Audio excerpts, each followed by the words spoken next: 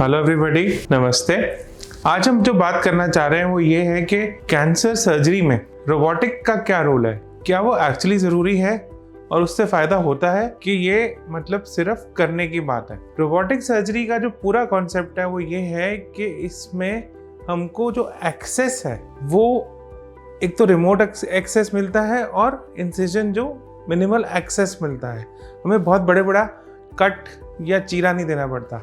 जैसे सिंपल सी बात है, अगर मेरे गले के पीछे का ट्यूमर है जिसको हम ओरोफैरिंक्स बोलते हैं, ओरोफैरिंक्स जो गले वाला ट्यूमर है, इसको अगर मैं कन्वेंशनल तरीके से अप्रोच करूँगा तो मुझे ऐसे कट देना पड़ेगा, फिर मुझे हो सकता है बून में भी कट देना पड़े, फिर ऐसे इस तरह से फेस खोलूँगा और फिर मैं पीछे पहुँचूँगा। और यहाँ पे रोबोट का क्या एडवांटेज है कि मुंह के अंदर ही हम ये डॉक करते हैं, इसी के थ्रू हम रोबोट के थ्रू हम अंदर जाते हैं और पीछे जो ट्यूमर है उसको हम निकाल के बाहर आ जाते हैं। तो पेशेंट के चेहरे पे उसकी जो जॉ बोन है उसको हमें काटने की ज़रूरत नहीं पड़ती है। तो अगर मैं बात करूं ओरोफैरिंक्स गले के ट्यूमर में, रोबोट का बहुत अच्छा रोल है।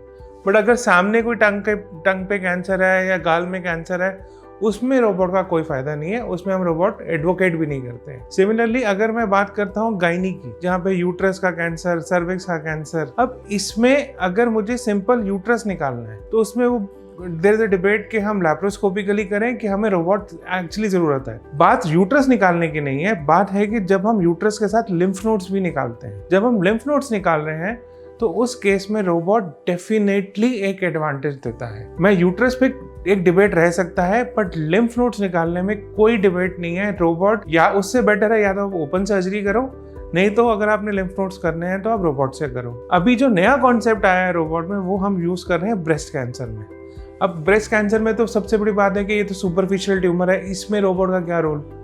इसमें रोबोट का रोल है जब एक पेशेंट में हम फंक्शनल ब्रेस्ट की बात है कि जो ट्यूमर है वो स्किन और निपल में नहीं गया है, या फिर उसको कीमो के बहुत ही अच्छा रिस्पांस मिला है कि सब ठीक हो गया है। तो एक फीमेल जिसका हम ब्रेस्ट की स्किन और निपल अगर हम बचा सकते हैं तो हम रिमोट इंसिजन देंगे, हम ब्रेस्ट के सामने कोई इंसिजन नहीं देंगे। हम या तो nipple area circum areolar incision देंगे, या इधर लैटरली देंगे, या इंफीरियर मेमोरी क्रीज में देंगे। वहाँ से हम डॉक करके पूरा रोबोट लेके जाएंगे और या तो कंप्लीट रिसेक्शन ब्रेस्ट का, या फिर हम पार्शियल रिसेक्शन।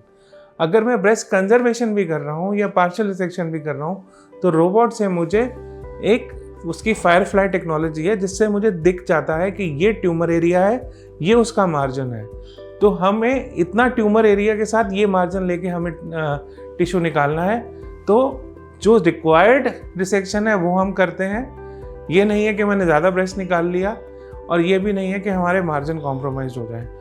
तो सेलेक्टेड पेशेंट्स में रोबोट का बहुत अच्छा एडवांटेज है, सेलेक्टेड कैंसर सेलेक्टेड पेशेंट्स में। जनरली अगर आप बोलो कि सारी सर्जरी रोबोट से होनी चाहिए, ऐसा नहीं है। बट कुछ जगह जैसे गले का कैंसर, यूट्राइन कैंसर, और कुछ जगह जहाँ पे हम functional breast skin sparing mastectomy जैसी कोई बात कर रहे हैं, वहाँ पे रोबोट डेफिनेटली ओपन सर्जरी से या लैप्रोस्कोपिक सर्जरी से बहुत बेटर है। Thank you.